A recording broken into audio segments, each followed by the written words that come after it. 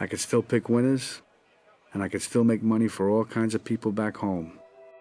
This is the end of Martin Scorsese's Casino, and Sam Ace Rothstein is utterly devastated.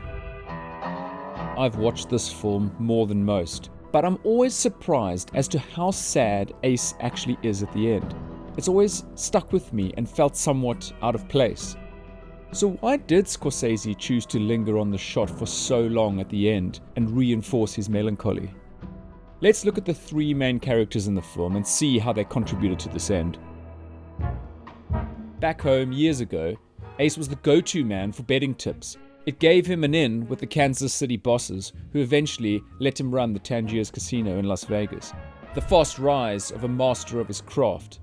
Ace only bet on sure things, and it served him well. Nicky was the muscle and enforcer, sent out to look after Ace and protect him from other crews trying to rob the casino. And Ginger was a working girl and hustler of the highest order, who eventually caught the eye of Ace. Looking back at what led up to this point, he could be relieved that he survived. I mean, the other two didn't. Vegas got to them both.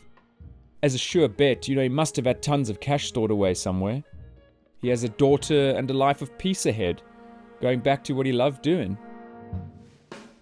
Look, there are many ways to tell a story. Some films use foreshadowing to try and tell the story. Some stories are even told in reverse. Casino, though, does something so simple you'd almost certainly miss it at the first time of watching. The characters literally tell you what they're going to do is going to end terribly. Take Nicky as an example. Ace has a chat with him 30 minutes into the film when it's floated that he might want to move to Vegas and set up shop. Ace tells him that everything could go wrong and that people that run Vegas don't like people like us. Later, he even mentions what happens if Nicky gets added to the Black Book. Nicky dismisses all of this, and everything that Ace warns him about comes to pass at the end of the film. Same for Ginger. She tells Ace she isn't the girl for marriage and a family. In the narration, he even says he's betting on a long shot. He knows his chances are slim, but he goes for it anyway. I think Ace's sadness at the end of the film comes from the fact he knew this was how it was going to end. Or even his instinct told him along the way that these events would only end in chaos. I mean, do we do this in our own lives too? All the warnings are there, and still Ace took the bet. His worst bet. And it blew everything apart.